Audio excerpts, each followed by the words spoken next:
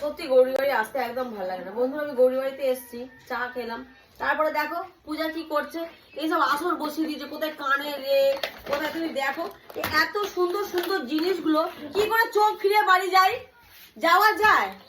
গৌরী তুমি কিন্তু এগুলো ঠিক করো না, দেখো তার জন্য কে দেয়? মামি দেয়, বাক্সগুলো গৌরীশান দেয়।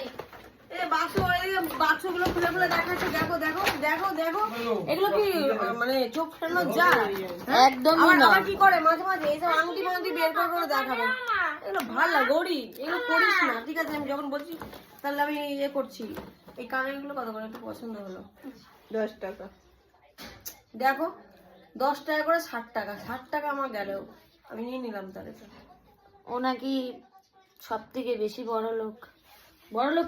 বড় লোক না, আমি তো বাটিওয়ালা গরিব, ভিখারি বলে। ভিখারি বলে মানে পুরো প্যাকেট প্যাকেট কিনে নিচ্ছে। আমাকে দীপা দিয়েছে একটা বাটি, দেখাবো, ওটা অনেক ভারী হয়। এই যে অনেক খুচরো ধরবে, অনেক অনেক। ভগবান করুক আমি এই বাটি থেকে হারিয়েতে পরিণত হতে পারি, যেন তোমরা আশীর্বাদ করো, ঠিক আছে? এটা আবার কবিতে চলে গেছে। চলো টাটা।